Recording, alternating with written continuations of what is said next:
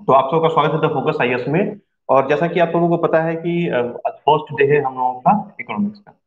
तो first day है तो कोई भी सब्जेक्ट पढ़ने से पहले हम लोग जिस चीज की तैयारी कर रहे हैं ना उसके बारे में कैसे समझ लें कि इकोनॉमिक्स में क्या आता है, कैसा क्वेश्चन आता है, कितने क्वेश्चन आए हुए हैं अभी तक, क्या पैटर्न है क्वेश्चन का। तो इसके बारे में डिटेल जानकारी जो है वो आपके लिए हमने बना के रखा हुआ है।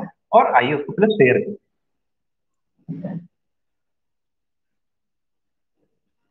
ये जो लास्ट देखा था आपने, ये सब ऑलरेडी आप लोगों को पता है क्योंकि आप लोग प्रिपरेशन कर रहे हो 2 साल 2 महीने से हमारे साथ हो, तो ये सब चीजों पे नहीं आता हूँ।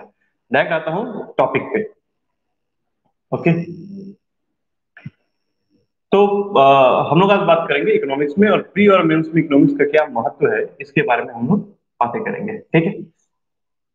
तो आइए सबसे पहले समझिए क्या है ये इकोनॉमिक्स, क्या है और इसका क्या यूज है आपके लाइफ में, आपके कंसर्न पॉइंट ऑफ व्यू से इसको समझते हैं।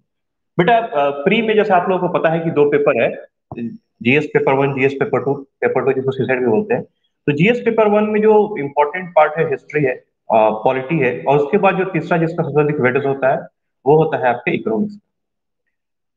कारण, क्या कारण है इसका? तो इसके पीछे दो चीजें हैं। अगर आप देखोगे ध्यान से तो भारत में 3 चीजों के बारे में, भारत ही नहीं किसी भी देश में 3 टॉपिक्स पे ज्यादा बात होती है। पहला टॉपिक जो होता है वो पॉलिटिक्स पे होता है कि पॉलिटिक्स क्या है, पॉलिटी क्या है, इंटरनेशनल रिलेशंस क्या है। दूसरी जो बात होती है वो बात होती है आपके फाइनेंस पे, ये आर्थिक स्थिति क्या है किसी भी देश की, कोई भी देश कितना संपन्न है ये कैसे जानते हैं हम लोग। तो इन चीजों को जानने के लिए उस देश की इकोनॉमी के बारे में जानकारी होनी पड़ेगी। तीसरा जो होता है वो उसका डिफेंस सिस्टम क्या है। इंटरनल और एक्सटर्नल दो तरह के डिफेंस सिस्टम होते हैं, जैसे आप लोगों को पता होगा। इंटरनल डिफेंस जैसे सीआरपीएफ जो काम करती है, ठीक है, एसएसबी जो काम करती है, सीआईएसएफ जो काम करती है, ठीक, ये सारे के सारे आपके इंटरनल सिक्योरिटीज को देखते हैं। जबकि एक्सटर्नल सिक्योरिटीज के लिए आपको इंडियन एयरफोर्स और नेवी जो है वो काम करती है, आर्मी एयरफोर्स नेवी। साथ ही साथ बॉर्डर्स की रक्षा के लिए बीएसएफ काम करती है। देन ये अलग पार्ट होता है, ये सिक्योरिटी पार्ट होगी। तो किसी भी अगर हम कंट्री की बात करें ना तो इन 3 चीजों के बारे में आपको समझना होगा अच्छे से। पॉलिटी के बारे में, इकोनॉमिक कंडीशन क्या है किसी भी कंट्री की उसके बारे में, और साथ ही साथ वहां पे डिफेंस सिस्टम कैसे काम करता है, इंटरनल और एक्सटर्नल, इसके बारे में। अगर ये 3 चीजें आप अच्छा समझ लेते हैं तो आप किसी भी कंट्री के किसी भी सिचुएशन के बारे में समझ सकते हैं। तो अभी जो हम लोग बात करेंगे ना वो बात करेंगे इकोनॉमिक्स के बारे में। अभी इकोनॉमिक्स है क्या और इसका एग्जाम में क्या महत्व है ये समझिए। बेटा इकोनॉमिक्स एक ऐसा फील्ड है जिसमें किसी भी कंट्री के ग्रोथ को हम लोग मेजर करते हैं। मेजर करते हैं इन द सेंस कि डिफरेंट तरह के इंडेक्सेस है। जैसे आपके ग्लोबल हंडर इंडेक्स, आपने कुछ दिन पहले करंट अफेयर्स में सीखा सुना हुआ था। या फिर किसी भी कंट्री का किसी और कंट्री के साथ जो पैसे का, दैट मीन्स कि जो उसके रुपीस का वैल्यू होता है उसके बारे में समझना है, ठीक है। देन गवर्नमेंट किसी भी चीज को अगर लॉन्च करती है उसका क्या इफेक्ट पड़ता है इंडियन इकोनॉमी, मतलब किसी भी कंट्री की इकोनॉमी पे, उसके बारे में समझना है। कोई भी चीज अगर लॉन्च किया जा रहा है, कोई भी स्कीम अगर लॉन्च किया जा रहा है तो उसमें क्या इंपॉर्टेंस है मनी को लेकर, उसके बारे में है, ठीक है ना। आपके पास पैसा आ रहा है कहाँ से आ रहा है, जैसे मैंने पिछली क्लास में आप लोगों को बताया था कि अटल भूजल योजना में टोटल 6,000 करोड़ रुपीस आ रहे हैं। 6,000 करोड़ में 3,000 करोड़ जो है वो कहाँ से आ रहा है बेटा? जवाब जवाब। 3,000 करोड़ कहाँ से आ रहे हैं? वर्ल्ड बैंक से। हाँ, 3,000 सेंट्रल बैंक दे रही है, 3,000 वर्ल्ड बैंक दे रही है। अभी वर्ल्ड बैंक क्यों दे रही है? और क्या आप किसी ऐसे व्यक्ति को पैसा दोगे जो आपका पैसा रिटर्न ना करे? क्योंकि वर्ल्ड बैंक पैसा दे रही है तो वर्ल्ड बैंक के पास तो अपना पैसा नहीं है। वो वहां पे क्या डिफरेंट कंट्रीज के जो फंड होते हैं वहां से पैसा निकाल के आपको देती है। वर्ल्ड बैंक के बारे में बात करेंगे हम लोग आगे इकोनॉमिक्स में, थोड़ी सी जानकारी मैं दूंगा इसके को लेकर। तो वो पैसा जो दे रही है, ठीक है ना, वो पैसा हमसे वापस लेगी। अब कोई ऐसा कंट्री जिसकी जीडीपी ही नहीं है, जिसका ग्रोथ ही नहीं है उस तरह की, वो उतना अधिक फंड ले सके। जैसा आपने सुना होगा अक्सर कि जितना हमारे पाकिस्तान का पड़ोसी देश जो पाकिस्तान है उसका बजट, उतना हमारा केवल डिफेंस का बजट होता है। आपने अक्सर ये सुना होगा बजट के समय में। तो वर्ल्ड बैंक भी देखती है कि हाँ हम किसको कहाँ तक हेल्प कर सकते हैं कि वो उस पैसे को with in span of time 5 साल 7 साल 10 साल के अंदर चुका सके। तो इन सब चीजों के बारे में जानकारी जो है आपको यहाँ पे मिलेगी। सब्जेक्ट्स की बात करेंगे हम लोग तो बेटा प्रीलिम्स और मेंस दोनों में इसका बहुत ही इंपॉर्टेंस है। प्रीलिम्स में दिखाऊंगा आपको मैं, लगभग हर एक एग्जाम में क्वेश्चन 6 से लेकर 13 तक 14 तक सवाल आते हैं, किसी किसी एग्जाम में 20 क्वेश्चन भी आए हुए हैं प्रीलिम्स में। और अगर मेंस की बात करें तो 4 5 मतलब 50 नंबर का एवरेज मान के चलो कि जीएस पेपर 3 में इसके 50 मार्क्स के क्वेश्चन जो है वो आते हैं। ठीक है, अब आपके लाइफ के लिए क्यों जरूरी है इकोनॉमिक्स? बेटा इकोनॉमिक्स में केवल आपको कंट्री के बारे में ही या डेवलपमेंट के बारे में नहीं जानना है। इकोनॉमिक्स में आपको ये भी जानना है कि जब आप यूपीएससी या एपीएससी क्रैक करते हो और करने के बाद अगर किसी डिस्ट्रिक्ट में जाते हो, वहां पर अभी जैसे आपने देखा पेंडेमिक का जो सिचुएशन आया हुआ था, इस समय जो फंड आए हुए थे गवर्नमेंट से, उन फंड को कैसे यूटिलाइज किया जाए, मैक्सिमम यूटिलाइजेशन कैसे किया जाए, इन सब के बारे में आप कैसे कोई डिसीजन ले सकते हो, ये डिपेंड करता है आपके नॉलेज पे। जैसे एग्जांपल मैं देता हूँ, लास्ट ईयर आपने देखा होगा कि जितने भी कोविड 19 के पेशेंट थे, उनके लिए खाने की व्यवस्था, रहने की व्यवस्था, ड्रिंकिंग वाटर की व्यवस्था हुई थी। याद है आप लोगों को, सुना था आप लोगों ने कभी? लेकिन इस साल वो अरेंजमेंट नहीं हो रहा है, क्यों, क्या कारण है? हाँ बिल्कुल, मैं कोविड के सेंटर के बारे में बोल रहा हूँ। लास्ट ईयर खाने पीने सबकी अरेंजमेंट थी, लेकिन इस साल कोई अरेंजमेंट नहीं है गवर्नमेंट की तरफ से। क्या कारण है?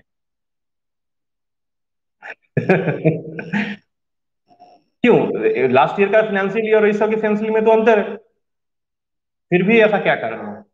क्या रीजन हुआ कि ना सेंट्रल गवर्नमेंट कोई सपोर्ट कर रही है ना स्टेट गवर्नमेंट कोई सपोर्ट कर रही है? जबकि लास्ट ईयर स्टेट गवर्नमेंट ने भी सपोर्ट किया था, सेंट्रल गवर्नमेंट ने भी सपोर्ट किया था।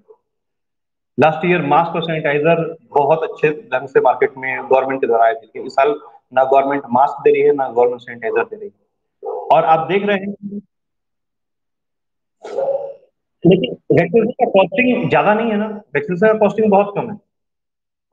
अभी मैं आपको एक रियल डेटा देता हूँ। लास्ट ईयर एक व्यक्ति के एक दिन के खाने का 540 रुपीज कॉन्ट्रैक्टर को मिलता था।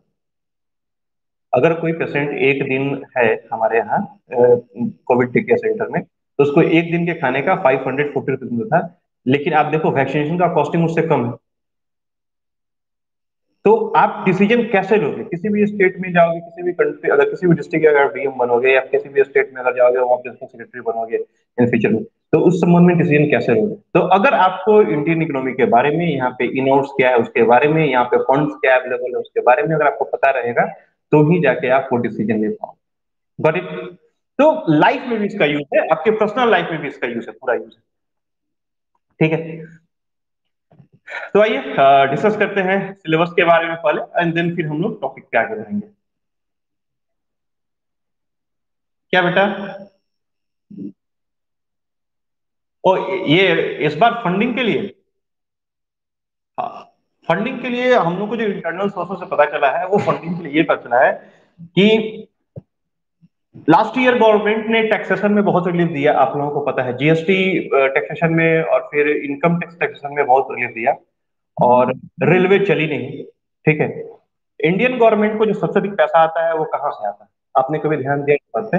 रेलवे से आता है, और ये आपको इनकम टैक्स से आता है, और दोनों ही मामले में गवर्नमेंट के पास फंड की कमी हो गई।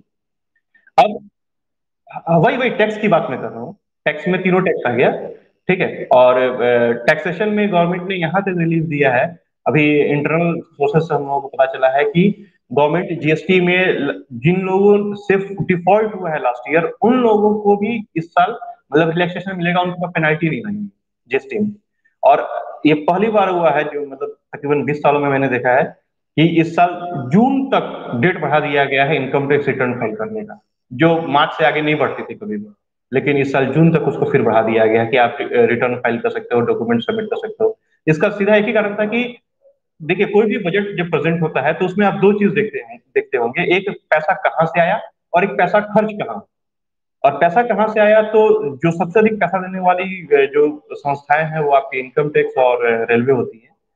और बेसिकली क्या हुआ कि पैसा आया तो, लेकिन बहुत कम आया, जितना आना चाहिए था उतना नहीं आया।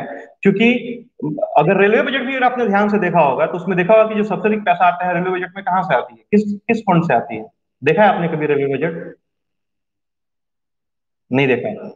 ठीक है, गूगल कीजिएगा, मैं बताता हूँ। सबसे अधिक जो आता है वो माल, जो सामान जो आती है ना, माल की जो ढुलाई होती है, कोयला जो जाता है, तेल जाता है, मतलब जितने भी फ्रेट है, उनके से सबसे अधिक पैसा आता है। और उसमें भी कमी हुई लास्ट ईयर। तो इन सब चीजों को देखते हुए ना ये डिसीजन लिया गया कि इस साल हम लोग सपोर्ट, जैसे लास्ट ईयर क्या था, फुल लॉकडाउन लगा था, और साल देखा आपने फुल लॉकडाउन कहीं नहीं लग रहा है, बहुत कम जगहों पे फुल लॉकडाउन लग रहा है। अदरवाइज गवर्नमेंट कुछ रिलैक्सेशन देके काम कर रही है। क्योंकि क्या है कि जब रिलैक्सेशन देगी गवर्नमेंट, तो ही जाके वो फैसिलिटीज को कम कर सकती है। मतलब लोगों को पैसा कमाने का मौका दिया कि हाँ आप कमाइए और खुद से वो अपनी फैसिलिटीज को पूरा करें।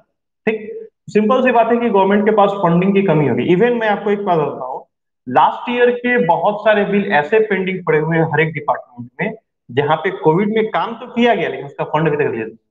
सोचिए, क्योंकि फंड की कमी है। ठीक, तो दैट्स द मेन रीजन कि फंडिंग, मतलब पैसा जहां से आता है ना, वो पैसा नहीं आ रहा है। ठीक है, और उसके बाद जो स्कीम, चूंकि क्या है कि हर एक पंच, नीति आयोग जब आया तो पहले जब पंचवर्षीय योजनाएं थी और फिर नीति आयोग आई, तो वो हर एक चीज के लिए पहले से टारगेट जो फिक्स किया हुआ था, उन सब कामों में भी फंड जो है लगते चला गया। तो उसको लेके भी नए कोई भी काम नहीं किया गया। हाँ, पसू जी बोलो।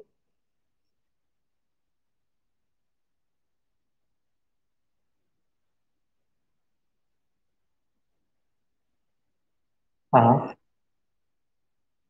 हम्म।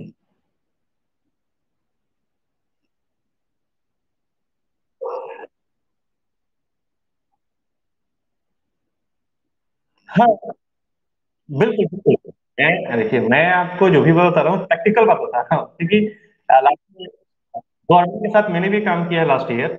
और लास्ट ईयर का फंडिंग अभी हम लोग, लास्ट ईयर का बिल हम लोग अभी तक बाकी है।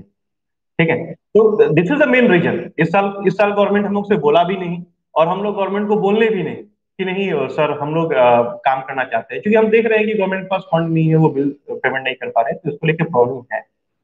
ठीक है, बिल्कुल बिल्कुल बिल्कुल बिल्कुल बिल्कुल बिल्कुल बिल्कुल बिल्कुल। बोलिए। हाँ हाँ हाँ।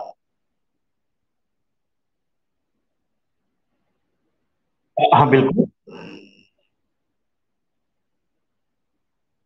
हम्म। हम्म। मास तक फिनांशियल फिनांशियल यदि, और ये जो है ना, ये 20 का है, 21 का नहीं है। नहीं नहीं नहीं नहीं, जो नहीं जुड़ेगा, क्यों जुड़ेगा? ठीक है, और फिनेंशियल ईयर जो है आरबीआई का है। अगर आरबीआई की बात करोगे तो आरबीआई का फिनेंशियल ईयर आपका जून होता है। नहीं नहीं, अप्रैल अप्रैल टू मार्च, अप्रैल टू मार्च, और अप्रैल टू मार्च का ही काम होगा। ठीक है। नहीं नहीं नहीं, नहीं। ठीक है, चलो तो क्लियर है, आगे बढ़ो बेटा। अब ये बहुत मैंडेटरी है कि जितने भी हमारे आप लोग स्टूडेंट्स हैं, आपको इकोनॉमिक्स पे फुल्ली फोकस करके पढ़ना पड़ेगा। दो चीजें, प्रीलिम्स में एक अच्छा स्कोर आपको देगा, मेंस में आपको जीएस पेपर थ्री में 50 मार्क्स तो मिनिमम आ ही रहा है लगभग हर एग्जाम में, जो हमने मतलब जो मैंने देखा है अभी तक। कम से कम 50 आता है, 250 में 50, और उसके ऊपर भी आ सकता है। और तीसरा जो होता है कि आप not only in your personal life but in your professional life, इसका बहुत बड़ा यूज है। ठीक है, तो इसको लेकर हम लोग आगे बढ़ते हैं। अब आइए, प्रीलिम्स में क्या क्या पढ़ना है इसके बारे में एक छोटा सा है हमारे पास। सबसे पहले देखिए, प्रीलिम्स की अगर हम बात करें जीएस पेपर वन में, तो इकोनॉमिक ग्रोथ एंड डेवलपमेंट जो हमारे कंट्री का है, ठीक है ना, इंडियन इकोनॉमी की, बेसिकली इंडियन इकोनॉमी की यहाँ बात करता है, economic growth and development. Then poverty के बारे में, फाइनेंशियल इंक्लूजन के बारे में, फाइनेंशियल इंक्लूजन के बारे में थोड़ा बहुत हम चर्चा कर चुके हैं पहले। अब यहाँ डिटेल उसके बारे में जानेंगे कि फाइनेंशियल इंक्लूजन है क्या। देन डेमोग्राफिक, जो बेसिकली डेमोग्राफिक का रिलेशन जो है आपके ज्योग्राफी के साथ मिलते हैं, कि अलग अलग जगह पे, जैसे मैं बात करता हूँ अभी जैसे बिहार। ठीक है, अभी बिहार में क्या है, ह्यूमन कैपिटल ज्यादा है। और वहीं पे अगर हम लोग आसाम में आ जाए, तो आसाम में क्या है, ह्यूमन कैपिटल कम है, लेकिन यहाँ पे फंड जो है वो अवेलेबल ज्यादा था। अच्छा, अभी का आसाम और आज से 15 साल 20 साल पहले का आसाम, क्या दोनों दोनों समय में आपके ये बिजनेस को लेके कुछ डिफरेंस हुआ है या नहीं हुआ है, ये हमसे अच्छा आप तो समझ सकते हैं। पहले क्या था, 5 साल पहले आप यहाँ से लकड़ी काटते थे, और प्लाई का जो काम होता था पूरे इंडिया में सप्लाई होता था यहाँ से प्लाई। बट जब से गवर्नमेंट ने शायद 92 या 93 में आपके यहाँ शायद ये ऑर्डर आया था कि काम अप्लाई का काम शायद नहीं होगा। कब आया था, कुछ याद है आप लोगों को?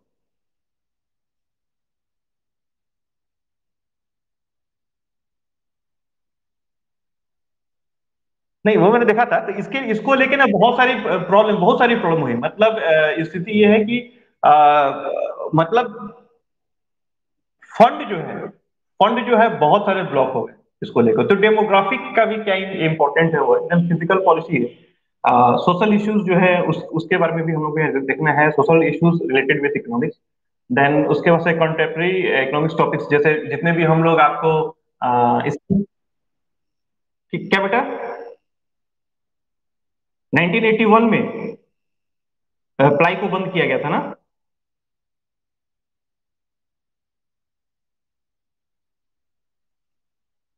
ओके, ओके, ठीक है। तो उसके बाद इफेक्ट पड़ा है, कारण कि किट प्लाई जो इंडिया की सबसे बड़ी कंपनी थी प्लाई की, उस वो कंपनी ने अपना क्या किया, पूरा तामझाम यहाँ से नॉर्थ ईस्ट से हटाया। फिर जाके उसको राजस्थान की तरफ शिफ्ट किया, राजस्थान, दिल्ली, जयपुर की तरफ उन्होंने अपना शिफ्ट किया। ठीक, चलो याद रहेगा सब किसी को, लिख लो सब कोई 1981। ओके, आपके एपीएससी में ये सवाल आ सकता है इकोनॉमिक्स में। ठीक है, थैंक यू प्रणब। देन इसके बाद economic relation with other country, 1981। हाँ, नहीं, जो पेड़ थे ना उनको काटने के लिए बैन हो गया, जिस कारण से प्लाईवुड कंपनी जो है वो उन्होंने अपना सारा काम बंद किया है यहाँ पे। ठीक है। मुझे 92 इसलिए याद आ रहा था ना, कारण कि हमारे बैंक में केस पेंडिंग है आपका प्लाईवुड कंपनी को लेके। तकरीबन उस समय का 64 करोड़, 92 का 64 करोड़ का केस पेंडिंग है हमारे बैंक में। इसलिए मुझे डेट 92 93 याद आ रहा था, नजदीक। ठीक, चलो नेम द लास्ट है मनी एंड बैंकिंग। तो टोटल टॉपिक्स हम लोग यहाँ डिस्कस करेंगे प्रीलिम्स में। और इसका जो यूज है, ठीक है ना, अगर आप देखेंगे ध्यान से तो बेसिकली यहाँ पे ईयर वाइज क्वेश्चन है कि हर 21 साल में कितना क्वेश्चन आया है। 2014 में आप देख रहे हैं 17 टू 18 क्वेश्चन है। 2014 में 10 क्वेश्चन है। देन उसके बाद 2015 में 14 क्वेश्चन है। 16 में 20 क्वेश्चन है इकोनॉमिक्स से लेकर। 2017 में 6 क्वेश्चन है, और उसके बाद 10 से ऊपर ही है। और देख रहे हो कि 18 19 20 में तकरीबन 13 13 और 14 क्वेश्चन है। तो एग्जाम्पल पॉइंट ऑफ व्यू से प्रीलिम्स की अगर बात करोगे तो 13 14 क्वेश्चन आराम से हर एग्जाम में लगभग एवरेज आ रहा है। और 13 14 क्वेश्चन आना बहुत इंपॉर्टेंट बात है, बहुत अच्छी बात है। ठीक है, और टॉपिक्स जो है वो बहुत इजी है। मैंने आप लोगों के साथ एक ग्रुप में एक शेयर किया था, ठीक है, मैं दिखा रहा हूँ वो शेयर।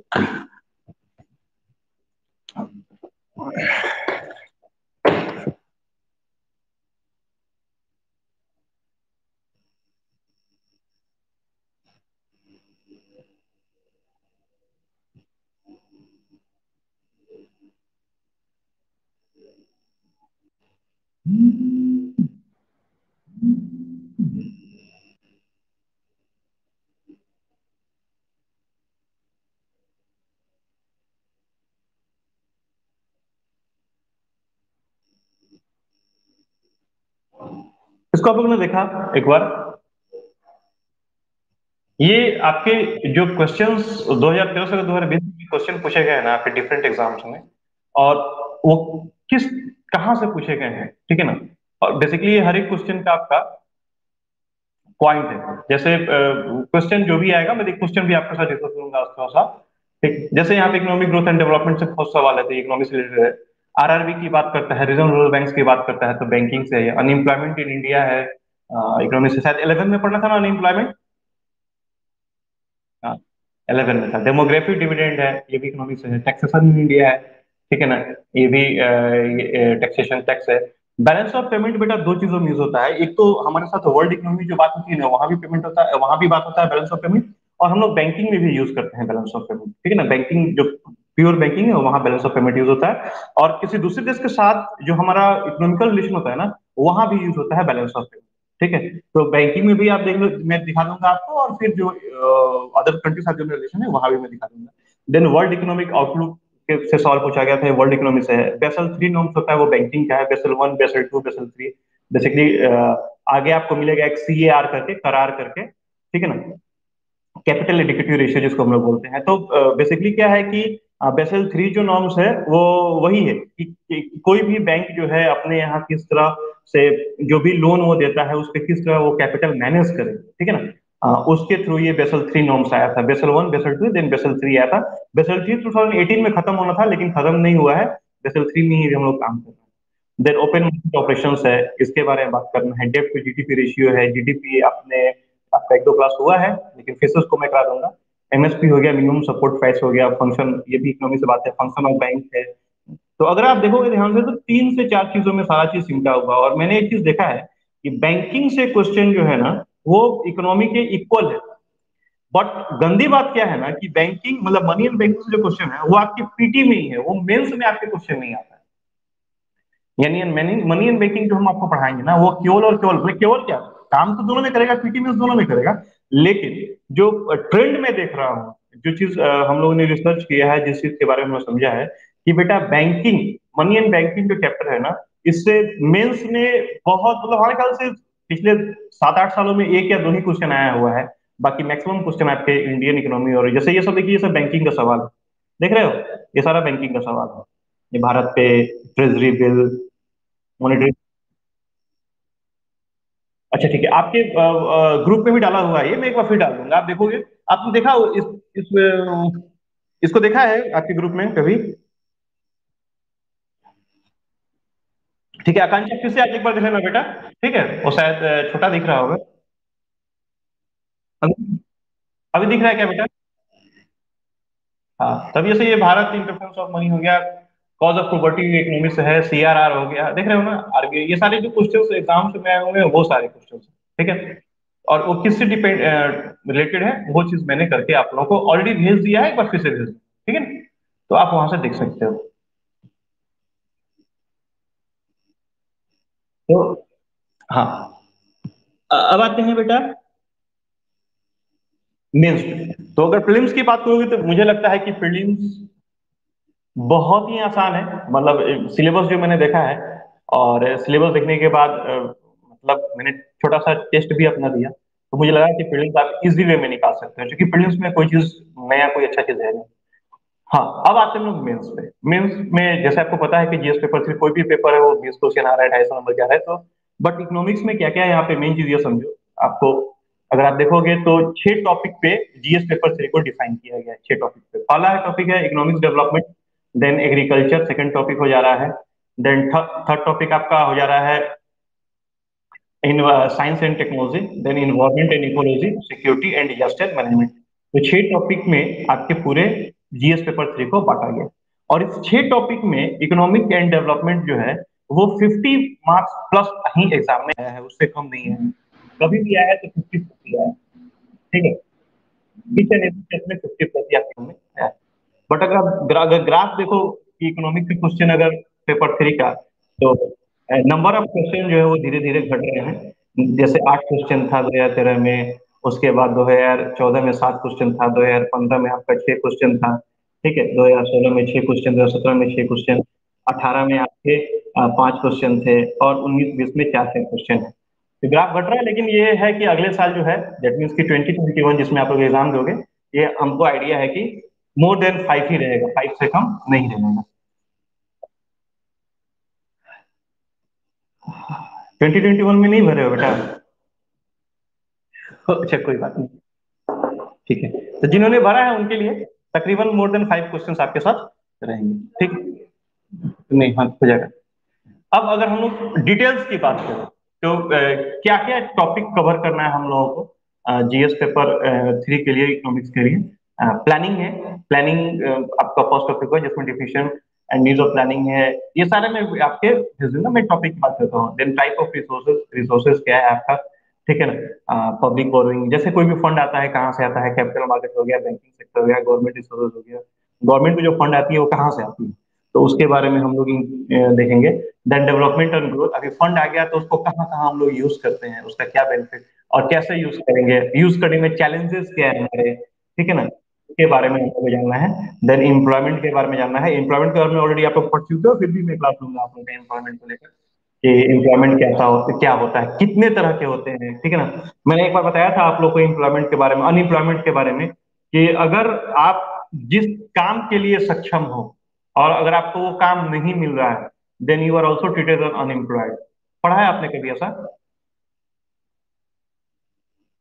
अगर आप ग्रेजुएट हो, हाँ, अगर आप ग्रेजुएट हो और आपको हम 10th लेवल का जॉब दे दें, ठीक है, तो आप ऑब्वियसली नौकरी कर रहे हो, पैसा कमा रहे हो, लेकिन अगर इकोनॉमिक टर्म में जाओगे तो आप अनएम्प्लॉयड कहलाओगे। दैट मीन्स कि एज पर योर एबिलिटी, आपको आपके पास आपका काम नहीं है तो आप अनएम्प्लॉयड। ठीक, इसके बारे में भी हम लोग डिस्कस करेंगे, क्योंकि बहुत अच्छा सब्जेक्ट है डिस्कस करने का। देन डिफरेंट सेक्टर्स है, पीएसयू जो होते हैं उसमें एम्प्लॉयमेंट कैसा होता है, स्टेट गवर्नमेंट हो गया, सेंट्रल गवर्नमेंट हो गया, इसके अलावा प्राइवेट सेक्टर हो गए, ठीक है ना। तो इन सब के बारे में हम लोग आगे यहाँ पे देखेंगे। Then inclusive growth and the issue arising from it, जो भी ग्रोथ हो रहा है, ठीक है ना, और उसके बाद से क्या क्या चैलेंजेस है। और 5 ईयर प्लान जो था वो था, आपके 5 ईयर प्लान के बाद नीति आयोग आई, ठीक है। अभी नीति आयोग क्या काम कर रही है, कैसे काम कर रही है, क्या इंप्लीमेंटेशन है उसका, इन सब चीजों के बारे में। देन गवर्नमेंट अपना बजट कैसे बनाती है, हम लोग भी अपने घर में बजट बनाते हैं, गवर्नमेंट अपना बजट कैसे बनाती है। एफआरबीएम एक्ट से लगभग हमने देखा है कि हर अल्टरनेट ईयर में क्वेश्चन पूछा जा रहा है एफआरबीएम, ठीक है। और फिर एक एनएन सिंह कमिटी करके है कोई, एनएन सिंह या एनआर सिंह कमिटी, उसको लेके भी है, और दोनों कुछ रिलेशन है। तो इन सब चीजों से liberalisation of the economy, liberalisation हुआ है क्या आप लोग का 11th में? लिबरलाइजेशन, हाँ हाँ हाँ, लिबरलाइजेशन, हाँ हाँ वो तो है। हाँ ओके, ठीक है, तो ये भी हम लोगों को समझना है। देन लैंड रिफॉर्म क्या है? लैंड रिफॉर्म्स, अभी जैसे कोई भी स्टेट बनता है या कोई भी स्टेट बनता है, या फिर इंटरनल रैयतवारी जो आई थी, जमींदारी, सर ने पढ़ाया था आप लोगों को, मैं भी था उस क्लास में, ठीक है ना। उसको लेके क्या इश्यूज हो रहे हैं, ठीक है ना। देन उसके बाद कंपोनेंट क्या क्या है लैंड रिफॉर्म्स के, इम्पैक्ट क्या है। देन इंडस्ट्रीज पॉलिसी क्या है, अभी जैसे आपने देखा होगा, या फिर टीवी वी में अक्सर आपने सुनते होंगे कि जो रूट पास होती है उसके चारों तरफ के जमीन जो जाते हैं वो महंगे हो जाते हैं, ठीक है। जैसे अभी ये आपका तिनसुकिया से डिब्रूगढ़ का जो बाईपास पास हो रहा था, तो जिस जमीन का वैल्यू नहीं था, उस जमीन का वैल्यू 25 लाख 27 लाख रुपए कट्ठा 2017 में हो गया, सॉरी बीघा 2017 में हो गया। अब जिसको पता था कि यहाँ से ये रूट पास होने वाला है, उन्होंने क्या किया, पहले ही जमीन एक्वायर, लैंड एक्वायर कर लिया, ठीक है।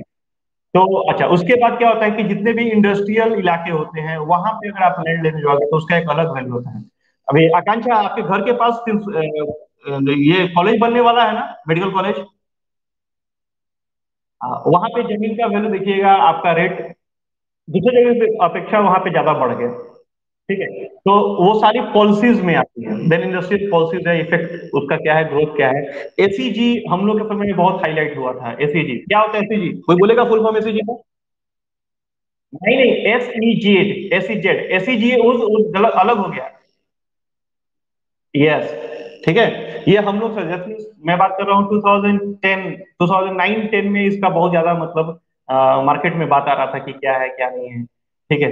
देन उसके बाद से आपका मेक इन इंडिया हो गया, स्टार्टअप, जो स्टार्टअप इंडिया हो गया, एमएसएमई, आपने वर्ड सुना है एमएसएमई?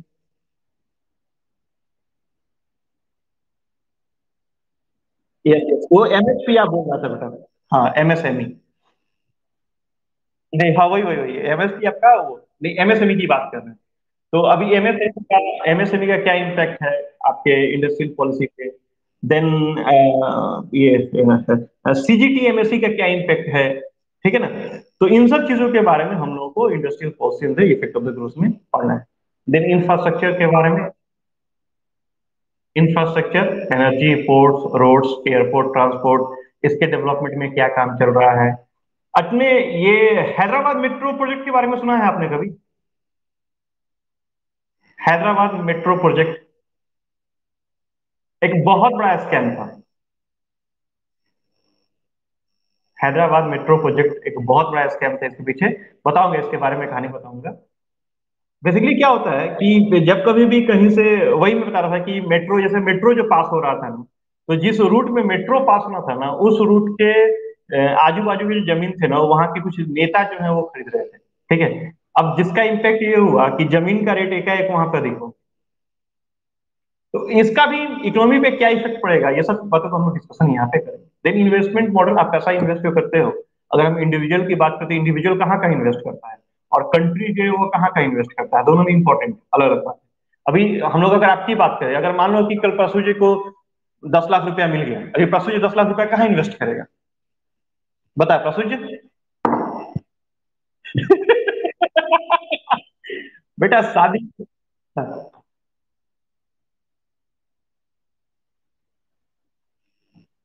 ठीक है। Very good. बीबीएस आप कहाँ इन्वेस्ट करोगे? बॉन्ड मार्केट में। पुअर? गोल्ड में। ठीक है, रेट बेटा बढ़ के घट गया है। रंजना कहाँ इन्वेस्ट करोगे बेटा? रंजना बैंक का शॉपिंग। इन्वेस्ट नहीं हुआ वो। रंजना कहाँ इन्वेस्ट करोगे? बैंक में करोगे? सबसे खतरनाक चीज। ठीक है। अगर मान लो कि बैंक में आपने एफडी किया, बैंक बैठ गया, कितना पैसा मिलेगा आपको? 10 लाख रुपया आपने एफडी किया और बैंक डूब गया, कितना पैसा मिलेगा अभी? हाँ, बोलिए बोलिए, सभी किसी देने वाला है। अगर आप लोग 10 लाख रुपया बैंक में एफडी कर रहे हैं, बैंक डूब गई, गवर्नमेंट आपको कितना पैसा देगी? आपके कितने पैसे?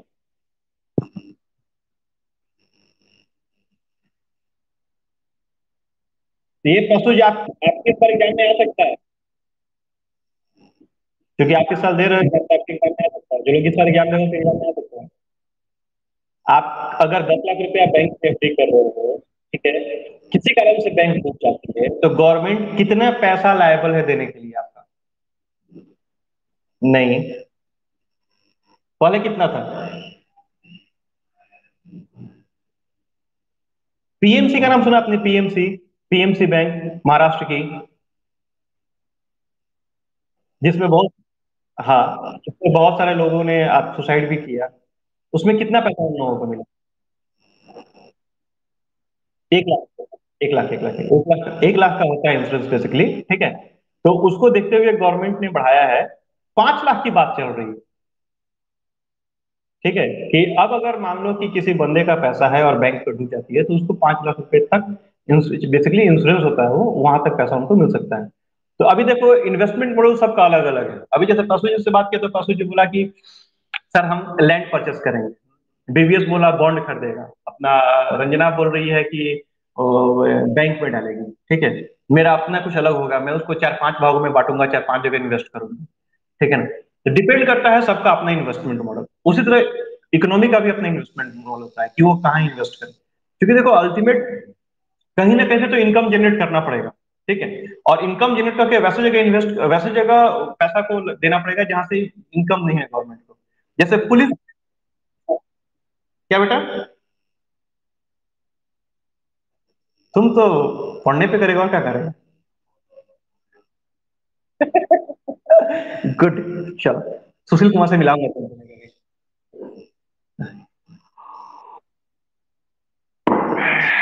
चलो, अच्छी बात है। और पुअर, बेटा गोल्ड की स्थिति इतनी खराब हो गई है ना कि 54,000 तक गया था, घट के फिर 48 तक आया हुआ है। तो बट लैंड जो है वो एक अच्छा ऑप्शन है इन्वेस्टमेंट के लिए, कभी डिस्कस करेंगे इस पे हम आराम से। ठीक है, तो अब इकोनॉमी में कैसे इन्वेस्टमेंट होता है? अब इकोनॉमी कहाँ करती है? जैसे अभी आपने सुना होगा कि एक अलग से रूट बन रहा है जिसमें केवल और केवल माल ढुलाई होगा, रेल का, सुना है आपने? DFCIL करके एक है, DFFCIL करके एक अलग बनी है। वो क्या हो रहा है? हाँ हाँ हाँ, वही डेडिकेटेड फ्रेट कॉरिडोर जो बन रही है। अब यस, बिल्कुल सही, मैंने बोला ही आपको, सबसे अधिक पैसा किससे मिलता है? माल ढुलाई से मिलता है। अब अगर मान लो कि डेडिकेटेड एक रेल लाइन हो जाए जहां पे केवल और केवल मालगाड़ी जाया करेगी, तो उसमें क्या होगा, गवर्नमेंट को इनकम ज्यादा होगा। ठीक है, तो अब गवर्नमेंट इन्वेस्ट कहाँ करना चाहिए? आप मुझे बताओ कि आप अगर आप गवर्नमेंट में बैठे हो तो आप कहाँ इन्वेस्ट करना चाहोगे? वहां इन्वेस्ट करना चाहोगे जहां से आपको इनकम हो, या वहां इन्वेस्ट करना चाहोगे जहां से कम इनकम हो? तो इन्वेस्टमेंट मॉडल जो है वो फिक्स करती है गवर्नमेंट। अब लेकिन इंडियन इंडियन जो पॉलिटी है, इकोनॉमी की बात में नहीं कर रहे, इंडियन पॉलिटी है वो सोसाइटी को लेकर चलती है। तो क्या करती है गवर्नमेंट, कुछ ऐसा काम भी करती है जहां पे उसको लॉस है लेकिन मजबूरी में करना पड़ता है। अभी जैसे हम लोग बात करते हैं बिजली विभाग की। बिजली विभाग पहले सरकारी थी, ठीक है। अब वही एम्प्लॉय, वही तंत्र, वही काम कर रहा है लेकिन प्राइवेट हो गया है, तो अब बिजली विभाग प्रॉफिट में जा रही है। क्यों, क्या कारण है? बड़े थोड़ा सा रेट बढ़ा है, नो डाउट, कोई दिक्कत नहीं, तो बढ़ेगा ही। अरे,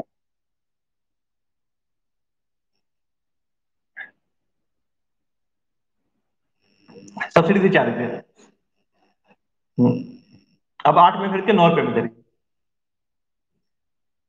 ठीक, तो अब बेसिकली सिंपल सी बात है ना कि अभी बीएसएनएल को भारत सरकार ने बेचा, ठीक है, वहां से जो पैसा है उसने क्या किया, कहीं ना कहीं तो उसको सुधारने में लगाया। 2G घोटाला, या 2G आया, या 3G आया, 4G आया, 5G आया।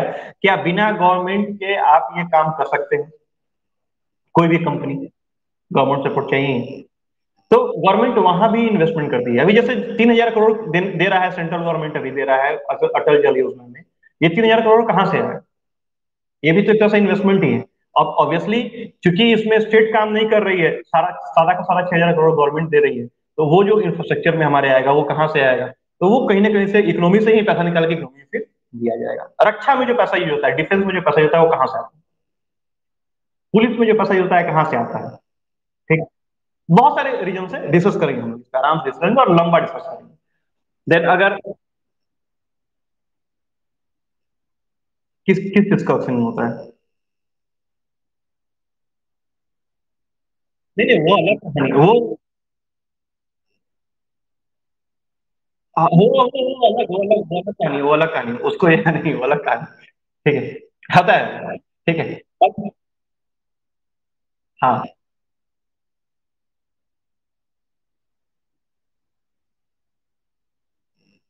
हर जगह है बेटा, ब्रीडिंग ब्रीडिंग होगी तो ही गवर्नमेंट को पैसा मिलेगा, सिंपल सी बात है। अब आइए हम लोग, सोर्स ऑफ स्टडी क्या रहेगा हम लोगों का, तो सबसे पहला जो सोर्स ऑफ स्टडी होगा वो होगा इकोनॉमिक सर्वे, ठीक है ना। इस साल का इकोनॉमिक सर्वे दो वॉल्यूम है, वॉल्यूम 1 वॉल्यूम 2 में है।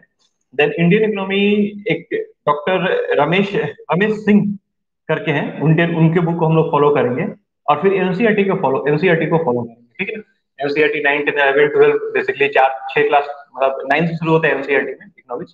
तो 9, 10, 11, 12 ये आपके 4 क्लासेस के एनसीईआरटी है, इसको हम करेंगे। साथ ही साथ आपको जो डिफरेंट बुक्स की बात हम लोग करें, तो द हिंदू को फॉलो करेंगे न्यूज़पेपर में। और द इकोनॉमिक्स टाइम्स के कुछ एडिटोरियल को मैं लाके आप लोगों को दूंगा, ठीक है ना। आप लोगों को वाला सुनिए, आप लोगों को द हिंदू ही केवल फॉलो करना है। लेकिन जब मैं पढ़ाऊंगा आप लोगों को, तो इकोनॉमिक्स टाइम्स कुछ एडिटोरियल जो है, जो इंपॉर्टेंट है, वो मैं आपके साथ डिस्कस करूंगा।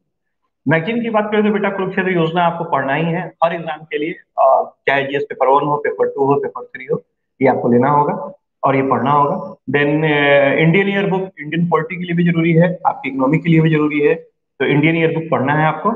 जो एंड यूनियन बजट, बजट को बड़ा ध्यान से पढ़ना है, और बजट को हम लोग ध्यान से पढ़ाएंगे भी, बजट को बहुत ध्यान से पढ़ेंगे, क्योंकि बजट एक ऐसा चीज होता है ना, इकोनॉमिक्स बेसिकली क्या होता है ना, करंट इशू को लेकर ज्यादा सवाल आपके एग्जाम में आता है। तो वहां पे यूनियन बजट जो होता है, वो एक बहुत अच्छा सोर्स है आपको नॉलेज गैदर करने का, एकुमुलेट करने का। तो यूनियन बजट के बारे में हम लोग जानेंगे, ठीक है। एंड वेबसाइट की क्या बेटा, क्या कुछ नहीं नहीं, ये दोनों मैगजीन बेटा पूरा पढ़ना है। एक मैगजीन कंप्लीट करने में आप ये मान के चलो कि मोटा मोटी 55 से 60 पेज का ये मैगजीन होता है, ठीक है। एक मैगजीन 55 से 60 पेज का होता है। और इस दो मैगजीन को लेकिन पढ़ना ही, हर एक बच्चे, जो अच्छे बच्चे हैं, जो बात मेरी सुनेंगे, जिनको नौकरी लेना है 1 साल के अंदर में हमारे साथ, वो लोग इस दो मैगजीन को पढ़ेंगे ही, ठीक है। पीडीएफ कॉपी आप बोलेंगे तो मैं आपको पीडीएफ कॉपी 2 साल का, 2.5 साल का आपको शेयर कर दूंगा, मेरे पास है। हाँ, रखा हुआ, सब मैंने रखा हुआ, टोटल रखा हुआ। बेटा इस अगर अगर एक मैं तुमको, ठीक, इस क्लास के बाद मैं तुमको योजना और कुरुक्षेत्र का जो कवर पेज है ना, केवल सबका वो दिखा, तुमको जान के आश्चर्य होगा। आप लोग जो पढ़ाई कर रहे हो ना, ये हर एक चीज वहां दिया हुआ है, और इशूज वाइज दिया हुआ है, मैं दिखाऊंगा आपको, देखिए। वेबसाइट की बात करते हैं तो बता, finmin.nic.in ये फाइनेंस मिनिस्ट्री का वेबसाइट है। अच्छा बताओ तो अभी जो फाइनेंस मिनिस्ट्री में दो हायर पोस्ट है, मिनिस्ट्री में जो सबसे जो हायर पोस्ट है उसमें कौन कौन व्यक्ति बैठा हुआ है? हाँ, और ये तो पता था वो सबसे। यस, अनुराग ठाकुर। ठीक है। बेसिकली एग्जाम ये सब नहीं आता है, लेकिन यूपीएससी के एस्पिरेंट्स हो तो आपको ये सब चीजें जाननी चाहिए। एग्जाम में से इंटरव्यू से इनका कोई महत्व नहीं है, ठीक है ना। बट यूपीएससी एस्पिरेंट्स के व्यू से इनका महत्व है। नाम का, डेट का कोई इंपॉर्टेंस नहीं है। अच्छा, तो वेबसाइट तीन हम लोग फॉलो करेंगे, एक finmin.nic.in, देन एक pib.nic.in एंड देन rstb.nic.in। बेटा rstb अगर आप फॉलो करते हो तो ये बेसिकली ये pib.nic.in और rstb फॉलो करते हो तो आपके ज्योग्राफी भी कंप्लीट हो जाएंगे। देन आपके हिस्ट्री के भी बहुत कुछ है जो यहाँ पे आपको मिलेंगे अगर आप वीडियो देखोगे तो। इकोनॉमिक के मिलेंगे, पॉलिटी को मिलेंगे, मतलब जितने भी सोशल इश्यूज है ना, ये सारे चीज यहाँ पे डिस्कस किया है, ठीक है। तो बेसिकली ये एक छोटा सा मैंने डिटेल दिया आपको कि सब्जेक्ट क्या पढ़ना है, कैसे पढ़ना है। और इसका मैं आपको ये पीडीएफ जो है वो क्लास खत्म होने के बाद ही मैं आप लोगों को करा दूंगा, ठीक है। अभी बेटा हाँ बेटा। हाँ, इसमें है बेटा, सारा कुछ इसमें दिया हुआ है, A to Z जो मैंने आपको दिखाया ना, सब इसमें है, ये और सभी आपको मिल जाएगा। अब ये देख लो, जो तुम्हारा डाउट है उसको मैं क्लियर करता हूँ, एक सेकंड के लिए थोड़ा टाइम और।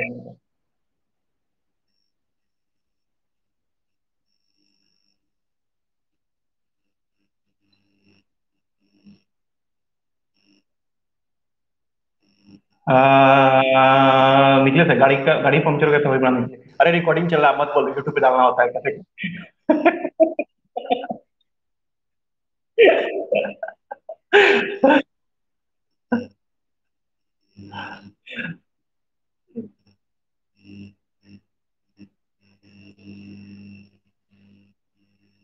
मैंने आप लोगों के लिए बहुत मेहनत किया है बेटा, आप लोग खाली मेहनत मेहनत करो बस।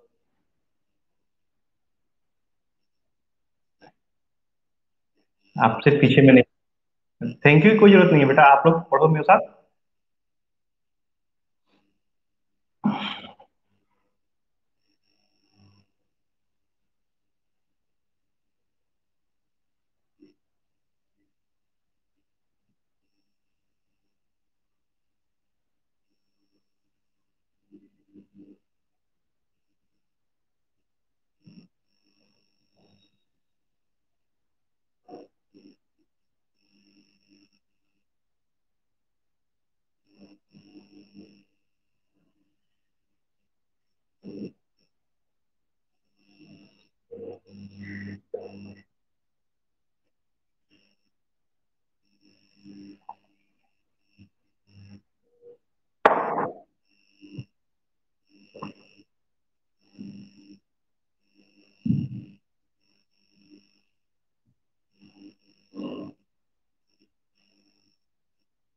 अच्छा, आप लोग इंग्लिश देखोगे ना। मैं इंग्लिश हिंदी दोनों नोट्स बनाता हूँ अपने लिए, कि आप लोगों को दिक्कत ना हो। उसको हिंदी चाहिएगा अगर पढ़ना हो, केवल लिखना तो बेटा इंग्लिश में ही है। लेकिन अगर आप लोगों को हिंदी में अगर पढ़ने के लिए चाहिए होगा तो आप मुझसे बोलना, मैं आपके साथ वो भी शेयर करूँगा, ठीक है ना। किसका लैंग्वेज पेपर वही है, पढ़ना होगा। इससे खैर आपको लैंग्वेज पेपर में उतना हेल्प नहीं मिलेगा, लेकिन फिर भी मैं शेयर कर दूंगा, ठीक है।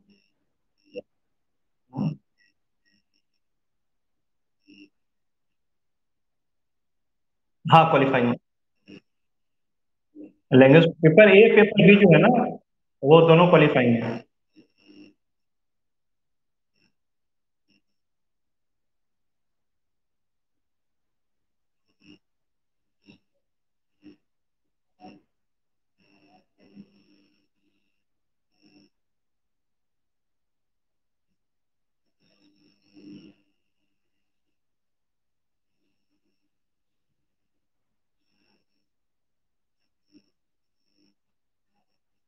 तो समय पे नहीं मिलता है ना। चलो ठीक है आकांक्षा, मैं भेज दूंगा एक बार, ठीक है। समय पे नहीं दिख रहा है।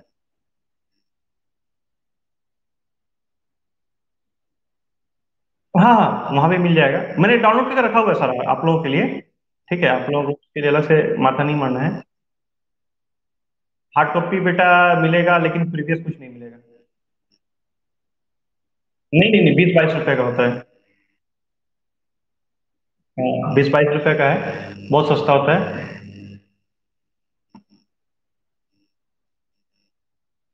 नहीं नहीं, हिंदू नहीं, ये योजना और कुरुक्षेत्र।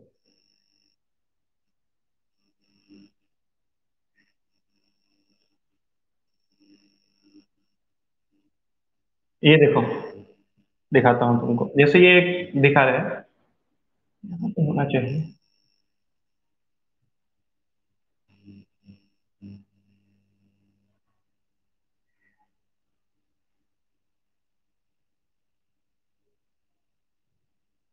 ये देख बेटा, यहाँ इशू दिया हुआ है ना, जैसे ये यूनियन बजट, देख रहे हैं स्पेशल इशू, उस तरह से इशू निकालते हैं अलग अलग नहीं।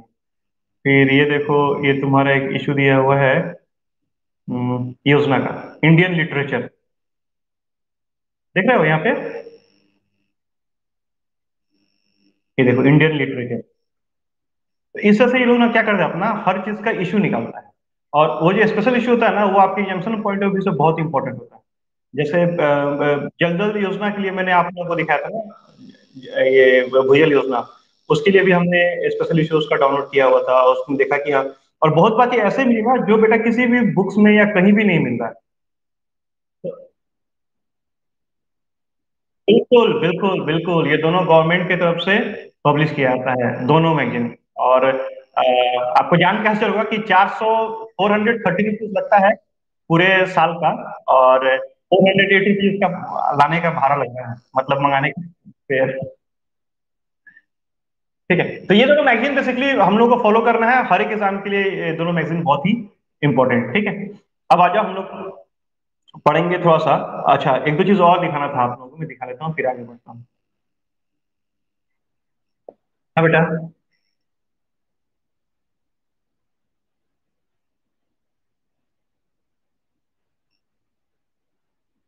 हम मंगा देंगे, एक बुक भी मंगा देंगे। ठीक है,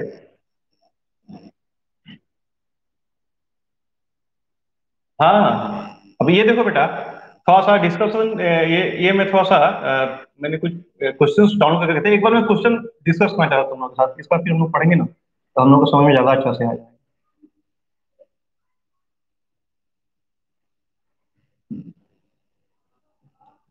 क्वेश्चन दिख रहा है आप लोगों को, नहीं दिख रहा है? अभी दिख रहा है? अभी भी नहीं दिख रहा है। ठीक है, अभी बेटा दिख रहा है ना? हाँ, इसका पीडीएफ आपको मैं प्रोवाइड कर दूंगा। ये 2020 का आपका यूपीएससी प्रीलिम्स का क्वेश्चन है, ठीक है ना? अभी आप देखो 2020 में कितना क्वेश्चन था, 2020 में शायद 18 17 14 या 15 क्वेश्चन थे। अब जैसे ये first question, what is the importance of the term interest coverage ratio, ठीक है ना, ऑफ ए फर्म। अभी फर्म की बात कर रहा है इन इंडिया, मतलब ये इंडियन इकोनॉमी की बात कर रहा है, ठीक है ना? मैं इसलिए तुमको दिखा रहा हूँ कि समझो कि कहाँ से मैक्सिमम क्वेश्चन आ रहा है और कैसे आ रहा है। Then, which of the following factor of the policies were affecting the price of rice in India in the recent past? बताओ, एक कॉमन सेंस से बताओ क्या जो है प्राइस जो है, इंडिया में जो प्राइस है वो कहाँ इफेक्ट, मतलब कैसे इफेक्ट होता है? एमएसपी से होता है, government trading, government stock filling, and आपका कंज्यूमर सब्सिडीज। एमएसपी से होता है, सिंपल सी बात है, ठीक है ना? अच्छा, इसमें तीन दिया हुआ है बेसिकली। सबसे हाई तो एमएसपी हो गया, देन उसके बाद सब्सिडीज भी आता है, सब्सिडीज भी आता है, सब्सिडीज भी आना चाहिए, ठीक है ना? तो सभी गवर्नमेंट ट्रेडिंग और एमएसपी तो लगभग सेम ही चीज हमको लग रहा है कि दोनों एक ही चीज होता है, ठीक है। स्टॉक रखना, जो एफसीआई, एफसीआई का नाम सुना है बेटा? FCI, food corporation of India, ठीक है ना? तो बेसिकली वही काम करती है, गवर्नमेंट के जितने भी राशन होते हैं उसको स्टॉक करती है। हाँ बिल्कुल, पढ़ना है पढ़ना है पढ़ना है पढ़ना है पढ़ना है। फिर आप ये देखो, किसान क्रेडिट कार्ड, बैंकिंग से रिलेटेड है। केसीसी का नाम सुना है आप लोग? सुना। केसीसी, किसान क्रेडिट कार्ड, नहीं सुना है। हाँ, जो लोग फिलो बाड़ी में होंगे वो लोग जानते होंगे केसीसी के बारे में। ठीक है, तो ये इसमें ये बैंकिंग से रिलेटेड है, ठीक है ना। बेसिकली क्या होता है कि यहाँ पे हम लोग किसान को देते हैं। अब ये क्यों देते हैं, जैसे यहाँ पे सवाल पूछा है कि under the KCC short term credit support is given to farmers for which of the following purpose, क्यों देते हैं ये पूछा है। देन बोला है working capital of maintain the farm assist harvest, purchase of combined tractor and mini trucks requirement of farm, consumption of house hold, post harvest expenses, construction of family house and getting up to village cold storage facility. बोलिए क्या होना चाहिए आपके अनुसार। गोली मारो, मैं economics में गोली मारने की बात कर रहा है। ठीक है, तो और क्या होगा, सोचो एक सही है और बोलो। वेरी गुड, और बोलो।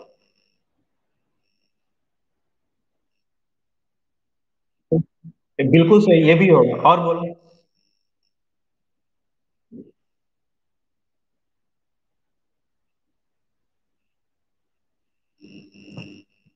अब देखो, केसीसी जो होता है ना बेसिकली, तुमको किसान को दिया जाता है, ठीक है, छोटे से बड़े किसान को जिनके पास जमीन हो। ओके, तो तुम्हारा वर्किंग कैपिटल मेंटेनेंस ये 100% सही है। Purchase of company tractor mini trucks, इसमें भी हम लोग केसीसी दिया करते थे, ठीक है। पोस्ट हार्वेस्ट एक्सपेंसेस में भी केसीसी दिया जाता है। पोस्ट हार्वेस्ट एक्सपेंसेस क्या होता है बताओ मुझे। वैसे वैसे एक्सपेंसेस, नहीं नहीं, वैसे एक्सपेंसेस जो खेती के बाद मतलब जो हार्वेस्ट का जो सीजन होता है, वैसे कि दो फसल होते हैं ना हमारे यहाँ, रबी और खरीफ, सुना है नाम आपने रबी और खरीफ का। रबी और खरीफ में क्या होता है, अभी केसीसी के बारे में मैं आपको बताऊंगा तो आपको जान कैसे होगा कि आप जनवरी में जो आपको पैसा दिया ना, उस पैसे को आपको नेक्स्ट जनवरी में रिटर्न करना है। ठीक है, जैसे जैसे मान लो कि जनवरी में मैंने आपको आपको फसल दिया उगाने के लिए, ठीक है। जनवरी में आपने फसल बोया। अब कोई भी फसल जो होती है इंडिया में 3 से 4 महीने में पक के तैयार होती है, रेडी होती है। ठीक है, किसी किसी जगह पे 6 महीने का आपका साइकिल होता है फसल उगाने का, किसी किसी जगह पे 3 से 4 महीने का साइकिल होता है फसल उगाने का। ठीक है, अभी जैसे देखिएगा कि जो जिस खेत में अधिक मतलब जिस खेत की जो खेत ज्यादा उपजाऊ है ना, वहां पे क्या होता है, एक साल में 3 क्रॉप आता है। जहाँ पे खेत कम उपजाऊ है वहां साल में लोग 2 क्रॉप निकालता है। ठीक है, एक रबी का एक खरीफ का। तो बेसिकली क्या होता है, सीजन वाइज होता है। सीजन वाइज सेंस कि सितंबर से लेकर आपका मार्च तक एक सीजन होता है। बैंकिंग में भी हम लोग यही काउंट करते हैं केसीसी के लिए। और फिर जनवरी से ले सॉरी अप्रैल से लेकर सितंबर तक का एक सीजन हम लोग काउंट करते हैं, ये 2 सीजन काउंट करते हैं। अब जो पैसा आपने जनवरी में लिया, उस पैसे को आपको नेक्स्ट जो जनवरी होगा, ठीक है ना, उस समय आपको चुकाना होता है। ओके, तो अभी सपोज कि जैसे सितंबर से लेकर जनवरी ये मार्च तक आपने कोई फसल उगाया, और उगाने के बाद क्या किया कि आपने उसको डाल दिया, ये कटाई उटाई किया, और कटाई करने के बाद फिर उसको डाल दिया कहाँ पे, कोल्ड स्टोरेज में डाल दिया या फिर उसको स्टोरेज कर लिया। तो बेटा उसको बेचोगे कब, उसको फिर जब नेक्स्ट सीजन आएगा उस समय ही, मतलब का जो पीरियड रहेगा जब तक नई फसल मार्केट में चली नहीं आई, तब तक वो बिकता है। जैसे आपने सुना होगा ना कि पुराना चावल है नया चावल है, सुना कि नहीं सुना। आलू के बारे में सुना होगा, पुराना आलू है नया आलू। प्याज के बारे में सुना होगा, पुराना प्याज है नया प्याज है। ठीक है, क्या कारण है कि बेटा अक्टूबर नवंबर में प्याज का प्राइस बढ़ जाता है, क्या कारण है कि सितंबर अक्टूबर नवंबर में प्याज का प्राइस बढ़ जाता है। ठीक है, तो इस सब के पीछे बेसिकली जो मैकेनिज्म काम करता है वो ये काम करता है कि लोग क्या करते हैं कि प्याज उगा लिए, ठीक है, मार्च अप्रैल में प्याज आती है, मार्च अप्रैल में प्याज आती है। अब इस प्याज को क्या करेगा वो लोग, स्टोर कर लेगा लोग। ठीक है, वैसे प्याज नॉर्मल आदमी स्टोर नहीं कर सकता है, प्याज के स्टोर करने का तरीका बहुत डिफरेंट होता है। ठीक है, नॉर्मल कोल्ड स्टोर में भी स्टोर नहीं होगा, वो बिल्कुल अलग ढंग से स्टोर किया जाता है प्याज। आलू को भी स्टोर किया जाता था, आलू नॉर्मल कोल्ड स्टोर में स्टोर हो जाएगा। ठीक है, अभी आलू को कोल्ड स्टोर में डाल दिया गया, और जैसे ही अक्टूबर नवंबर आएगा उसमें फिर क्या होगा, आलू को निकाल लिया और निकाल के उसको बेचा जाएगा। अभी जान लो, प्रैक्टिकल तुमको एग्जांपल में देता हूँ। बेटा अप्रैल मई में क्या होता है, आलू की कीमत कम, ठीक है, और फिर वो जाके अक्टूबर नवंबर में आलू की कीमत बढ़ जाती है। कारण क्या होता है कि जो आलू अप्रैल मार्च अप्रैल मई में जो खरीदाया, जो जो बिजनेसमैन है उन्होंने, और खरीदने के बाद क्या करेंगे, उसको कोल्ड स्टोर में डाल देंगे। ठीक, अब कोल्ड स्टोर डालेंगे तो कोल्ड स्टोर वाला उसका भाड़ा लगा कि नहीं लेगा भाड़ा। फिर उसके बाद जिस समय आलू वहां से निकलता है उसको सुखाया उखाया जाता है, फिर वहां आदमी लगेगा कि नहीं लगेगा। तो इन सब चीजों के लिए पोस्ट हार्वेस्ट एक्सपेंसेस होता है, जो खेती के मतलब फसल कटाई के बाद का जो एक्सपेंसेस होता है, इन सब चीजों के लिए होता है, और उसके लिए भी केसीसी मतलब केसीसी का जो अमाउंट होता है उसके लिए भी प्रोवाइड किया जाता है। इसलिए पूरा एक साइकिल लगता है आपका एक एक से दूसरे पेमेंट को, मतलब एक फसल का पेमेंट दूसरे पेमेंट में करने के लिए। समझ में आ रहा है बात? वैसे मैं समझाऊंगा इसको लेकर अच्छे से कैसे से। ये सब चैप्टर मेरा बहुत फेवरेट चैप्टर है, एकदम धड़ाका से किया जाए। चलो नेक्स्ट आओ, सीपीआई, कंज्यूमर प्राइस इंडेक्स, देख रहे हो, इकोनॉमी से रिलेटेड है। Then public investment in, oh sorry, public investment in agriculture, बोलता है कि in India which of the following can be considered as public investment in agriculture. बोलता है fixing minimum support price of agriculture produce of all crops, computation of the primary agriculture credit societies, social capital development, free electric supply to farmers. बेटा ये एक point देख रहे हो ना, इस पॉइंट पे बहस भी हुआ है कि फार्मर, किसान लोगों को ना फ्री इलेक्ट्रिक सप्लाई दिया जाए। तो इसको लेके पंजाब में अच्छा खासा बात हुआ था कि अगर फ्री फ्री इलेक्ट्रिक सप्लाई दिया जाए तो एक्चुअल में खर्चा कौन बियर करे। ठीक, तो क्वेश्चन देखो टाइप, फिर हम डिस्कस करेंगे हर एक पॉइंट पे अलग अलग। हाँ हाँ हाँ, उसी के लिए आगे आएंगे, इसलिए तो बोले कि सबसे धीरे धीरे बात करेंगे हम लोग। अभी देखो यहाँ पे बोला है कि with reference of the Indian economy consider following statement, commercial paper, certificate of deposit, call money, zero coupon bonds, ये सारे बैंकिंग के टर्म्स हैं, ठीक है ना। अच्छा, अगर आप हैं इंटरनेशनल ट्रेड इन इंडिया, देख रहे हो, ये वर्ल्ड इकोनॉमी की बात आ गई विथ इंडिया के साथ। Non financial dept includes which of the following, बोलता है कि in the context Indian, in the context of the Indian economy non financial dept includes which of the following. Non financial डेप्ट, एक हो गया housing loan owned by the house hold, हो गया amount of standing treasury bill. बताओ तो प्रसूच जी, कैसे? Yes, short term finance activities वो provide कराते हैं, ठीक है ना।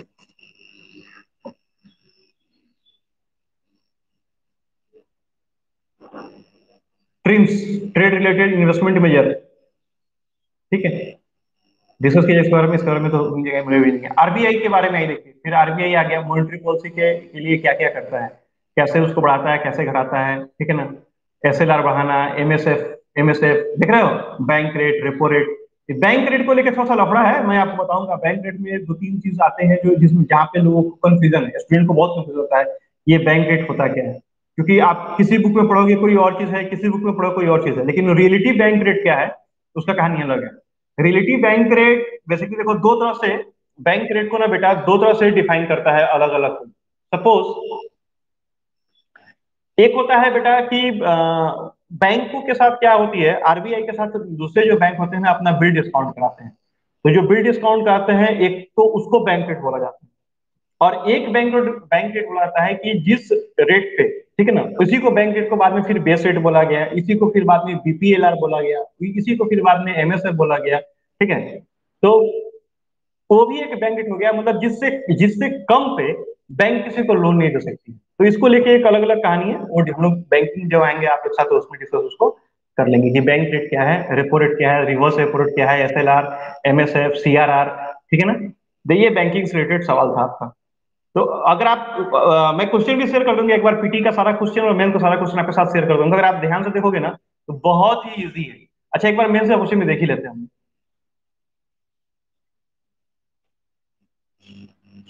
अभी देखो यहाँ पे, explain intra-generation and the inter-general issues of equity from the perspective of inclusive growth and the sustainable development goal। Class 11 के आपके हमारे ख्याल से उससे है, ये है ना 11 एनसीईआरटी में, नहीं देखा? हाँ, एसडीजी नहीं देखा तुम लोग ना, लास्ट लास्ट का चैप्टर है एसडीजी, ठीक है। देन आपका जीडीपी के बारे में आ गया, define potential GDP and explain it determines what are the factors that have been inhibiting India from realizing the potential GDP, ठीक है। अब देखो यहाँ पे ये टैक्सेशन को लेके भी सवाल है, और बेसिकली जो करेंट सिनेरियो में जो सवाल चल रहा है उसी के बारे में बात किया है।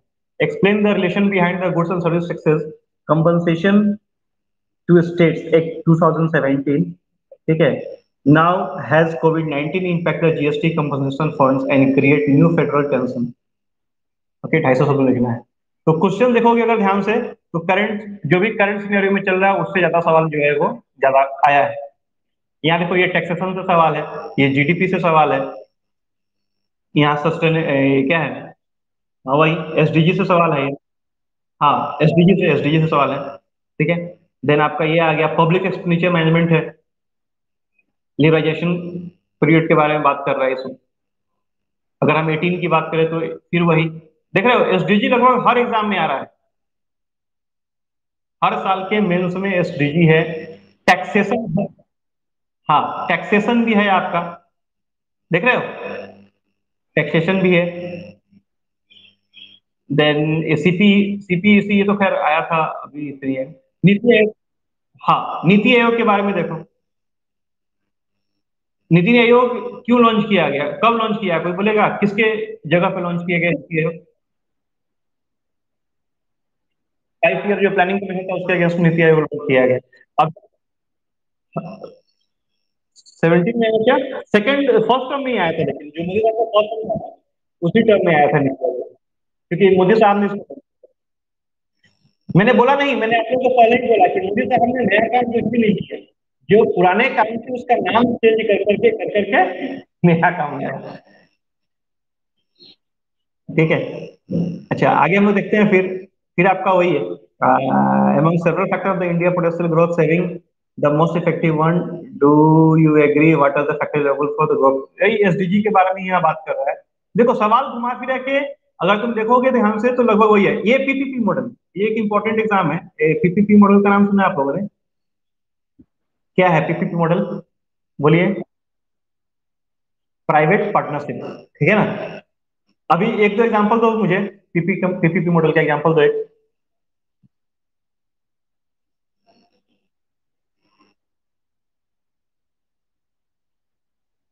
नहीं, अभी अभी प्रेजेंट में बोलो, आसाम में पीपीपी मॉडल का कहाँ काम हो रहा है?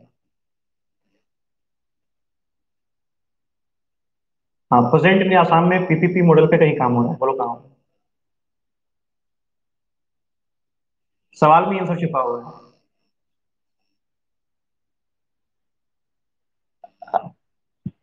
बेटा अभी आसाम में देखो, रिसेंटली न्यूज हुआ है ना, गुवाहाटी एयरपोर्ट को पीपीपी मॉडल में कन्वर्ट किया गया है, अदानी ने ले लिया है आपके गुवाहाटी एयरपोर्ट को, देख रहे हैं। और देखो लगभग हर एक एग्जाम में आपके बजट से सवाल है, देख रहे हो ना। तो अगर आप ध्यान से अगर इस पूरे मर्ज मर्ज इन द सेंस, वो जहां पे डिस्टेंस कम था ना, और फ्लाइट डिस्टेंस कम था, बेसिकली उन लोगों को मर्ज करने का, मर्ज किया नहीं है, बात चला है, शायद एक दो को मर्ज भी किया है क्या, लेकिन बात चला है मर्ज करने का, क्योंकि एक्सपेंसेस ज्यादा है ना उसमें, एक एक एयरपोर्ट में चलाने में एक्सपेंसेस जो है वो रेलवे स्टेशन से बहुत ज्यादा है, उसको लेके। फिर यहाँ देखो उड़ान जो था एक ऐसा स्कीम था जिसमें आपको बेसिकली बहुत कम रेंज में लोगों को फ्लाइट की सुविधा दी जा रही थी, बहुत कम रेंज में, ठीक है। वो मूवी आपने देखा क्या उसका, मोहन? हाँ, वो मूवी देखा क्या?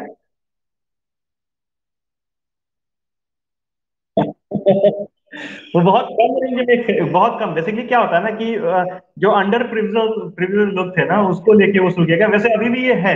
अभी रिसेंटली लास्ट ईयर नहीं, 2019 में जो यहाँ से स्कूली कुछ बच्चों को, जो इंडिया जो तिनसुकिया के जो टी गार्डन्स है ना, वो लोग लेके गए हुए थे, उड़ान स्कीम के थ्रू लेके गए थे बच्चों को, है ये स्कीम। वही तो फिर मॉडलिंग है, तब तो टी गार्डन के बच्चों को टी गार्डन के थ्रू, और ये एयरपोर्ट अथॉरिटीज के थ्रू मिला के लाया गया था, इंडियन गवर्नमेंट के थ्रू। फिर आपका देखिए इंडस्ट्रियल ग्रोथ आ गया आपका, इंक्लूसिव ग्रोथ, ये एसडीजी का सवाल है। अभी यहाँ आ गया ग्लोबलाइजेशन, वुमेन एम्पावरमेंट है, जेंडर बस्टिंग के बारे में हम लोग डिस्कस कभी किए थे क्या जी? तो आप, हाँ करंट अफेयर्स किए थे, संदीप सर किए थे, ठीक ठीक ठीक ठीक, हम भी था उस क्लास में, इसलिए हमको याद है, जेंडर बस्टिंग को लेके। देन ये तो अच्छा से आप लिख सकते हो, पीएमजेडीवाई। कोई नहीं बोल रहा है। पीएमजेडीवाई के बारे में तो अच्छा से लिख सकते हो आप लोग। हाँ हाँ हाँ हाँ, मैं तो बोला ही था ना कि मैं आपको पीएमजेडीवाई स्कीम का, तो उसको लेकर क्या सवाल एग्जाम में आया होगा वो मैंने दिखाया था उस दिन। हाँ नहीं, पीएमजेडीवाई हम लोग 14 में लॉन्च किए थे बाबू। 15 अगस्त को अनाउंस हुआ था, 28 अगस्त को लॉन्च हुआ था। ठीक है। तो स्मार्ट सिटीज प्रोजेक्ट भी आपने सुना था, सुना है इसके बारे में, स्मार्ट सिटी प्रोजेक्ट भी। ठीक है, अभी आप देखो, मैं बात कर रहा हूँ, ये आपकी 2016 के एग्जाम में है ना। आप देखो यहाँ दो टॉपिक बिल्कुल करंट है। ठीक है, स्मार्ट, अच्छा एफडीआई भी उसी समय बेटा बूम पे आया था, जिसमें आपको इंश्योरेंस में एफडीआई, बैंकिंग में एफडीआई 79% तक और 49% तक आया था, 78% और 49% तक आया था इंश्योरेंस में। ठीक है, तो ये जितने भी टॉपिक्स हैं, ये सारे के सारे करंट टॉपिक्स हैं इकोनॉमिक्स को लेते हैं। और अगर आप मतलब जो जो चीज देखो, जो चीज हम लोग ये कर रहे हैं, जैसे योजना को अगर फॉलो करोगे, फिर जो भी वेबसाइट उसको फॉलो करोगे ना, आपको एक्स्ट्रा माथा मारने की जरूरत नहीं है। हम जो चीज देखा ना, मतलब इतना अच्छा चीज देखा है और इसके बारे में सर्च किया है कि आपको कोई जरूरत नहीं माथा मारने की, बस केवल लगे रहो जैसा किया है। 15 में अगर हम लोग देखते हैं बेटा, तो एम्प्लॉयमेंट की बात कर रही है यहाँ पे, यहाँ पे आपका डीबीटी की बात कर रहा है, बैंकिंग, ये एक बैंकिंग सवाल है। अभी हमको उतना दिन में यही दिखा, ये डायरेक्ट बेनिफिट ट्रांसफर, ठीक है ना, इसका रिलेशन बैंकिंग के साथ है। देन आ गया ये आपका क्या है, what is the implement of marketing in the supply chain management in industry in India, can e commerce help overcome this bottleneck. ठीक है ना।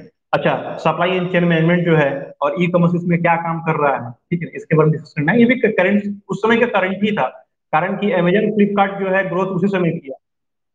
बिल्कुल उसी समय आया था, तो उस समय का ये करंट करंट ही है। ठीक है। Craze of gold in Indians had led a surge in import of, अब देखो गोल्ड को लेके, अगर अगर आप कभी गूगल करना, मैं बताता हूँ, 97 98 में गोल्ड का प्राइस 4200 4300 रुपीज पर ग्राम, पर 10 ग्राम था, नहीं पर ग्राम था ना। अभी कितना चल रहा है? पर 10 ग्राम, हाँ, एक भर हम लोग बोलते हैं उसको बिहार में। पर एक भर में 11 ग्राम आता है। भरी जो होता है ना, भरी, उसमें 11 ग्राम होता है। तो 4300 4400 पर भरी था उस समय, 99 की बात मैं बता रहा हूँ।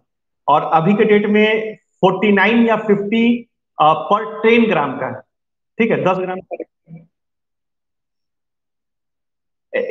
11 ग्राम के आसपास में होता है एक भरी में। आज के डेट में 48 49 है आपका 10 ग्राम का rate. Four, yes yes yes yes yes, वही तो मैं बता रहा हूँ, वही तो कुहक बता रहा था कि बेटा 57 58 से घट के ही है आगे।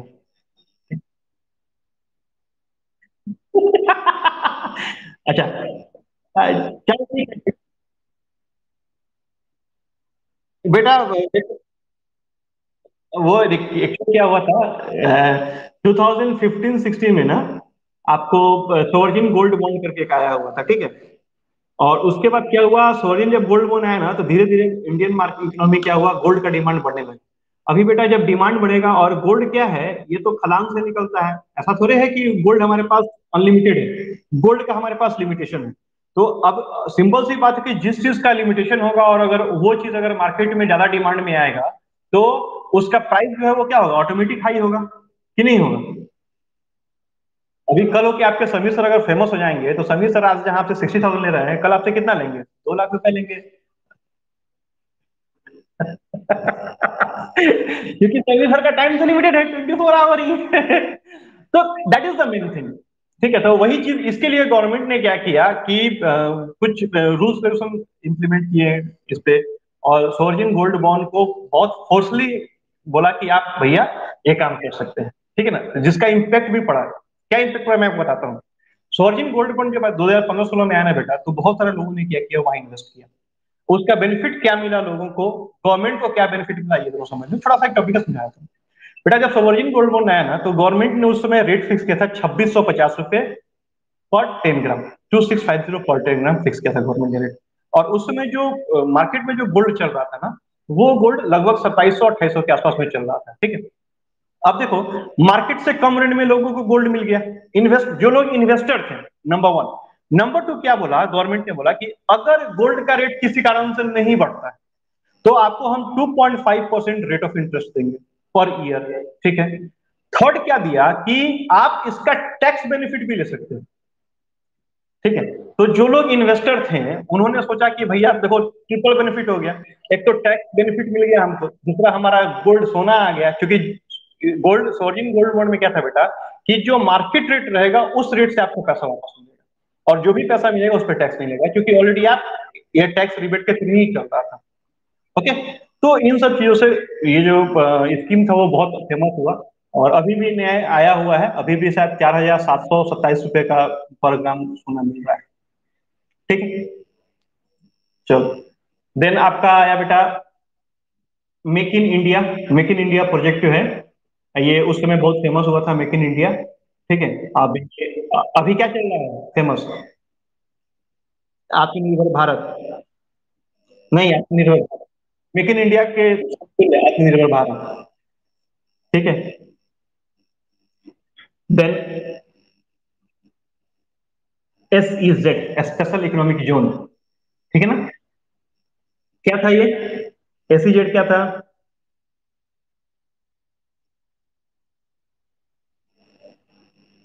बोलो बोलो।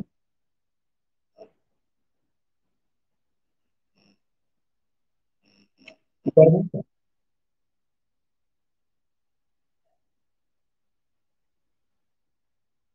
हाँ, मतलब जैसे जैसे अभी एक सिंपल से एग्जाम्पल होता है, तिनसुकिया में प्लास्टिक पार्क है, देखा है आपने कभी? नहीं देखा है। प्लास्टिक पार्क के अंदर ही, प्लास्टिक पार्क, तिनसुकिया में एक जगह है प्लास्टिक पार्क है। प्लास्टिक पार्क में क्या किया है गवर्नमेंट ने, जैसा हर जगह है ये, नॉट ओनली तिनसुकिया में, हर जगह गवर्नमेंट ने बनाया हुआ है, इंडस्ट्रियल के लिए बनाते हैं लोग। वहां पे बिजली की सुविधा जो होती है वो ऑलरेडी पहले से है। सोचो, अभी वहां पे बिल्डिंग नहीं बने हैं, वहां पे दुकानें मतलब फैक्ट्रीज नहीं बैठे हैं, लेकिन ऑलरेडी वहां पे बिजली की सुविधा अवेलेबल है, रोड वहां पे अवेलेबल है, पानी वहां पे अवेलेबल है, ट्रांसपोर्टेशन वहां से अवेलेबल है, ठीक है ना। और वहां पे अगर आप काम करने जाओगे तो ईज टू डूइंग करके एक आपका आप पढ़ाऊंगा मैं आगे, ईज ऑफ डूइंग बिजनेस करके, उसमें आपको हर एक वो फैसिलिटी दी गई है जिससे आपका बिजनेस ग्रो हो सके।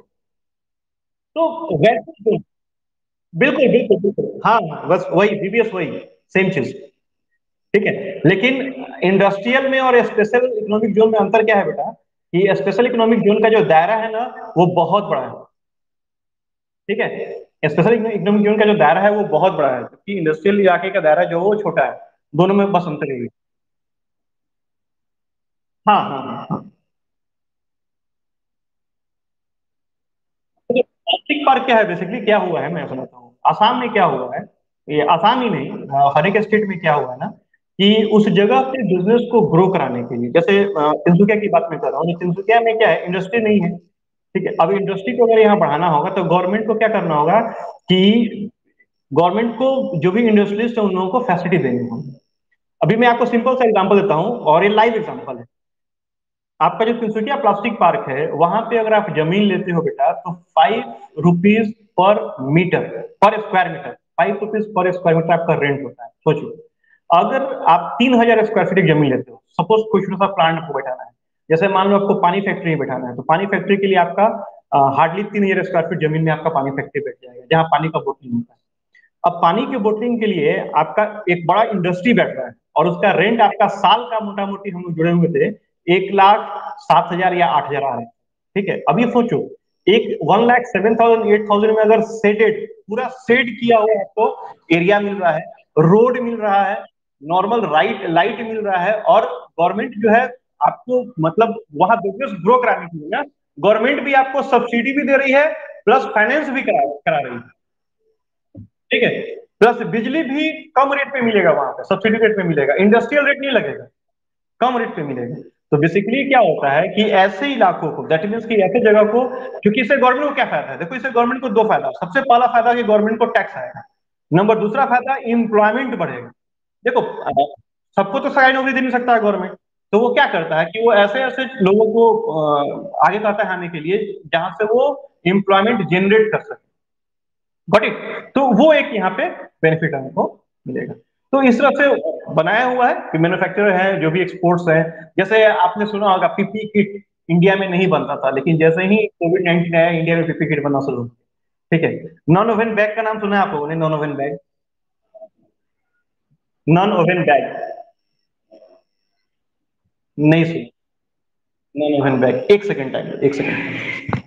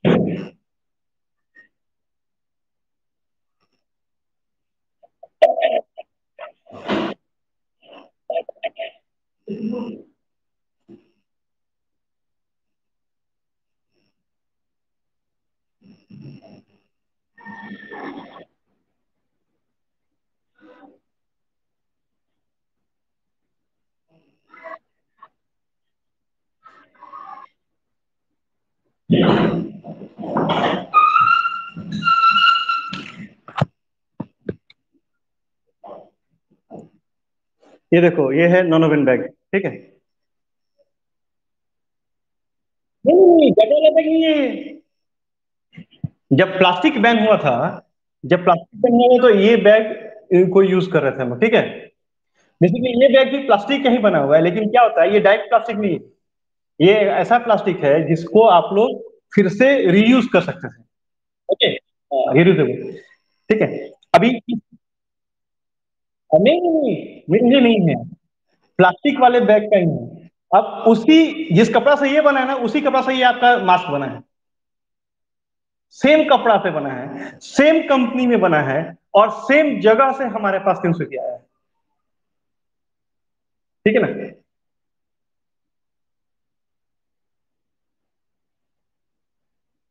60 पैसा। 60 पैसा, 60 पैसा।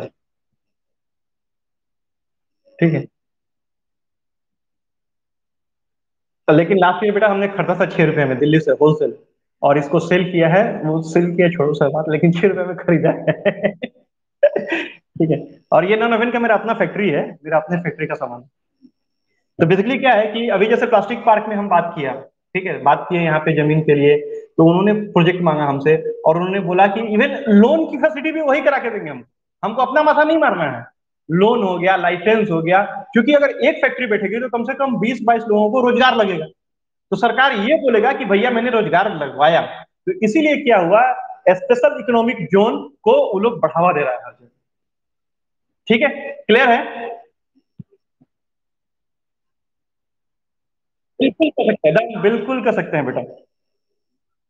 ठीक है। कुछ पता? क्या बेटा?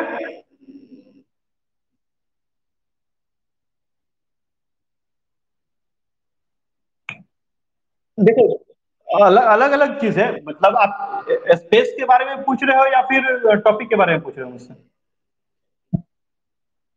हाँ, एक आप इसको एम्प्लॉयमेंट में दे सकते हो, एम्प्लॉयमेंट में हो गया, या ग्रोथ में दे सकते हो, वहां भी दे सकते हो। नहीं, वो जगह नहीं पूछ रहा ना वो।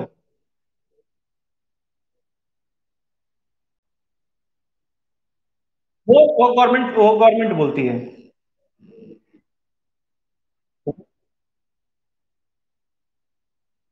हाँ, वो गवर्नमेंट डिसीजन लेती है, और गवर्नमेंट बोलती है कि भैया ये जो एरिया होगा आपका SEZ का होगा, और उस जगह में रेसिडेंशियल मना होता है, बहुत कुछ है उसके पीछे क्राइटेरिया। ठीक है ना?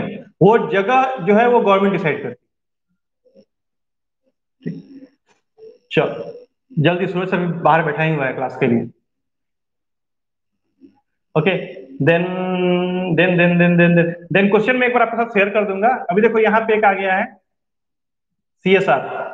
CSR सुना है वर्ड? ओहो सॉरी,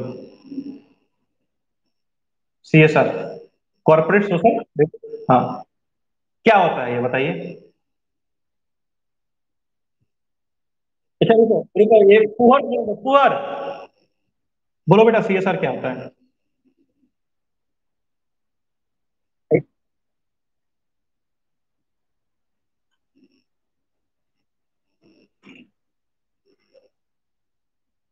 नॉट फॉर वर्कर्स बेटा,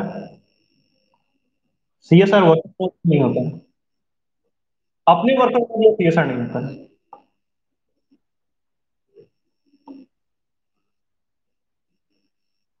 प्रतिमा, ये ये बोलेगी, रंजना बोलेगी, रंजना, रंजना है कि चली गई। काव्यश्री है ना? काव्यश्री है, काव्यश्री रंजना दोनों है, बोलो तुम लोग क्या होता है CSR। बेटा आपके यहाँ प्रयास चल रहा था, प्रयास, प्रयास क्या, प्रयास चल रहा था आपके यहाँ, सुना था प्रयास का नाम आपने। UPSC की कोचिंग चल रही थी फ्री में, मार्गरेटा में। बेसिकली CSR क्या होता है कि आप जिस जगह पे काम कर रहे हैं, ठीक है ना, उस जगह पे आप सोसाइटी के लिए क्या एक्स्ट्रा कर रहे हैं, दैट दैट इज CSR, ठीक है ना। जैसे कोल इंडिया ने क्या किया था, डिस्ट्रिक्ट एडमिनिस्ट्रेशन के साथ मिलकर 20 लाख रुपीज दिया था उन लोगों को UPSC APSC की कोचिंग के लिए। तो और उसमें क्या होता, फ्री कोचिंग हो रहा था बच्चों को, ठीक है। इसके अलावा जैसे ऑयल इंडिया है अपना अभी, ठीक है, ऑयल इंडिया है, क्या बेटा। हाँ हाँ हाँ हाँ, बिल्कुल स्कूल आने के दे दिया पैसा। या फिर ऑयल इंडिया और ONGC क्या करती है ना, हर हर महीने कुछ पैसे आपके स्टेट गवर्नमेंट को या सेंट्रल गवर्नमेंट को या डिस्ट्रिक्ट एडमिनिस्ट्रेशन को देती है कि आप इस पैसे से सोसाइटी के लिए कुछ करिए। बिल्कुल सही, वो किसी प्राइवेट पार्टी को नहीं देता है CSR, ठीक है। CSR का ये मुद्दा होता है कि वो जो भी खर्च करेंगे वो गवर्नमेंट के थ्रू ही खर्च करेंगे, ये उनका मतलब अपना मोटो होता है। और गवर्नमेंट को बेसिकली वो लोग क्या करते हैं, गवर्नमेंट को फंड देते हैं और गवर्नमेंट क्या करती है, उस फंड को यूटिलाइज करती है, ठीक है। प्राइवेट कंपनी ही करती है बेटा, प्राइवेट कंपनी ही CSR करती है, गवर्नमेंट कंपनी CSR नहीं करती है, रेलवे CSR नहीं करेगी, ऑयल इंडिया ONGC ये हो गया, PSU जितने नहीं, ये सब करती है, मैंडेटरी है, मैंडेटरी, मैंडेटरी। अभी मैं आपको एग्जांपल देता हूँ, अभी बागजन में जो आग लगी थी ना, बागजन में, बागजन, बागजन में लगी थी, तो बागजन में जितने भी जो बेनिफिशियल थे उन लोगों को दूध हो गया, सूजी हो गया, राशन हो गया, ये सब गवर्नमेंट, मतलब ये ऑयल इंडिया सप्लाई करती है ना, कि गवर्नमेंट सप्लाई कर रही है, ठीक है। तो that is a part of CSR, ठीक। तो चलो हाँ बेटा बोलो। वो अलग कहानी है, वो अलग कहानी, अलग कहानी, अलग कहानी है। वो बेसिकली RBI का दो काम होता है, एक तो होता है कि एम्प्लॉयमेंट जनरेशन के लिए पार्ट टाइम वो कुछ काम करती है, ठीक है। और बेसिकली फाइनेंशियल इंक्लूजन में आता है, जो आप बोल रहे हो ना, वो फाइनेंशियल इंक्लूजन में है कि लोगों को शिक्षित करके कैसे उसका बेनिफिट खाता है, वो है। आएंगे उस पर भी आएंगे, ठीक है। सूरज, सूरज हाँ, बिल्कुल होता है, ठीक है, ठीक है। नहीं वो अलग कहानी है, ये जो बोल रही है ना, देखिए RBI क्या करती है ना, RBI अपने यहाँ दो तरह से स्कीम चलाती है। पहला स्कीम ये चलाती है कि फिनेंशियल इंक्लूजन को लेकर, आवाज नहीं है मेरी,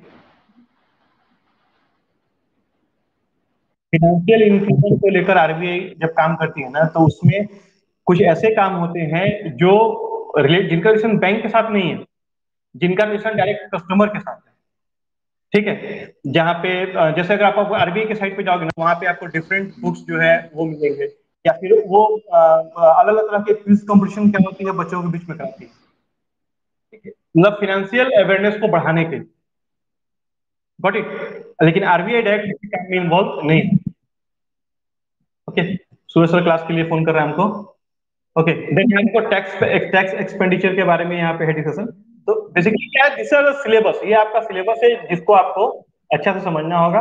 और हम लोग ना क्लासेस जो कल से शुरू करेंगे वो मनी एंड मॉनेटरी पॉलिसी शुरू करेंगे। मैं आपको ना जो टॉपिक पढ़ाऊंगा ना वो आपको पहले बता दिया, ठीक है ना। आपको उस टॉपिक को एक बार गो थ्रू कर लेना है, इसलिए करना है बेटा कि जब मैं पढ़ाऊंगा ना तो आपको समझ में जल्दी है। ओके, तो ये आपका होमवर्क रहेगा कि कल मनी एंड मॉनेटरी पॉलिसी के बारे में आपको समझना है। देन आरबीआई, आरबीआई का फंक्शन क्या है, इसके बारे में हम लोग कल डिस्कस करेंगे। क्लियर है? ठीक है। और बेटा फुल प्रेजेंस चाहिए हमको, तो पिटाई होगा सबको। ठीक है। चलो, ओके। सूरज से बेचारा बाहर खड़ा है, मैं फिर अपने को मिलते हैं, ठीक है ना। और टेस्ट का नंबर डिस्कस करूंगा आराम से। समझ में आया ना? समझ में आया इकोनॉमिक्स क्या पढ़ना है, कैसे पढ़ना है, क्या नहीं पढ़ना है? हाँ बेटा। ठीक है, 5 मिनट में रेस्ट ले लो, ठीक है ना।